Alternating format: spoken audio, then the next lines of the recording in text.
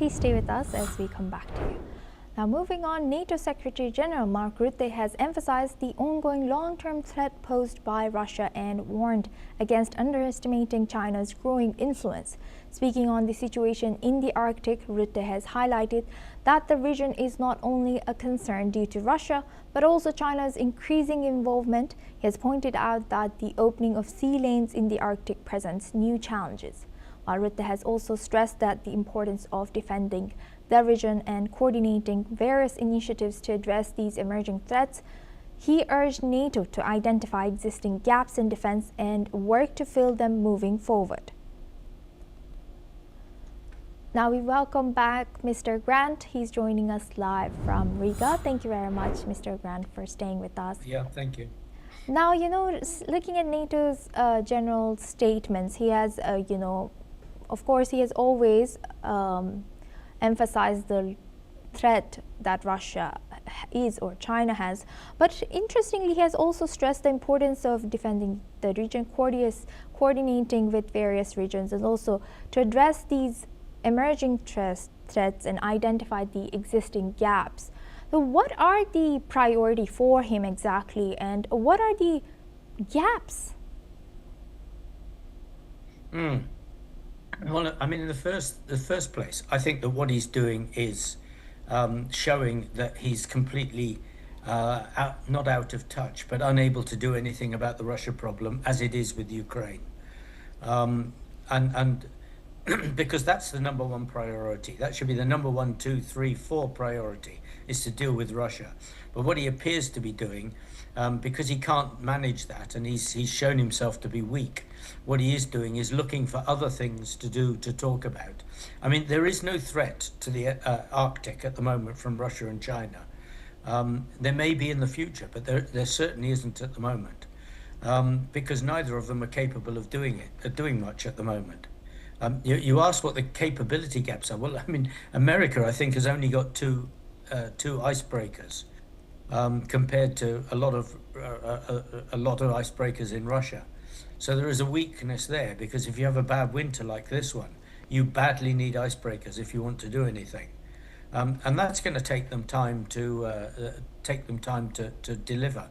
But at the same time, I can see that the Russian icebreakers will not be maintained because they haven't got money to maintain them. So actually, the balance will reduce to the benefit of America against Russia. I think we've got time in the Arctic to worry about China. And I go back to what I said. Rutte should be worrying about Russia now in Ukraine and not anything else. Right. Do you think that him highlighting or saying these things about, Arctic, do you think is it because he feels sidelined or he feels the West's limits about Ukraine and Russia's situation now?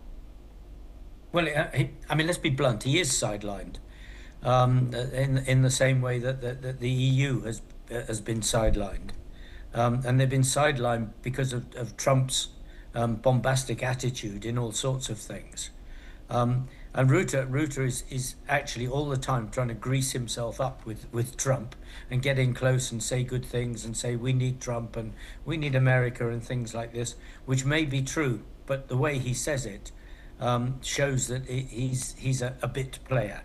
He's not actually a leader in this activity. So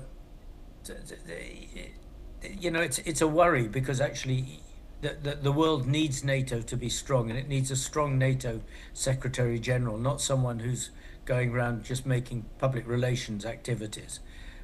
He's obviously not strong enough to leverage what the other countries can do, and they see him as an extra. They don't see him as a sort of an all-powerful coordinator, because he isn't. Yes. Thank you for highlighting that, Mr. Glenn. Please stay with us as we come back to you. Now we stay on this. NATO Secretary General Mark Rutte has stated that the U.S. is putting every pressure on Russia to end its war with Ukraine. Rutte has praised U.S. efforts, citing sanctions on Russian oil companies and military support via the prioritized Ukraine's requirement list. Let's listen in. Is putting every pressure on Russia, as the Europeans are doing, through the sanction packages. Look what has been happening with Lukoil and Rosneft and all the other stuff the US is doing. The US is still delivering crucial air defense and other lethal weapons into Ukraine through this Pearl program, so paid for by Canadian, European allies and partners. And the US is leading the peace effort. And there is only one country, the most powerful nation on earth, the US, which can do that under the leadership of President Trump, breaking the deadlock with Putin, getting the peace process going. So I really think the US is doing exactly what we need when it comes to Ukraine. Addressing concerns over U.S. Defense Secretary Pete Hegseth's absence, Rutte has explained that Washington must balance its NATO commitments with its priorities in the Western Hemisphere and Indo-Pacific. The meeting also saw the launch of NATO's new Arctic mission aimed at strengthening its presence in the region amidst rising tensions within the alliance, partly stemming from U.S. President Donald Trump's push to acquire Greenland. British Defence Minister John Healey has confirmed that the UK would play a central role in the mission named Arctic Sentry. Additionally, Sweden's Defence Minister Pal Johnson has announced a third package of Pearl weapons purchases, while German Defence Minister Boris Pistorius has emphasized the need for Europe to take greater responsibility in maintaining the alliance's transatlantic nature.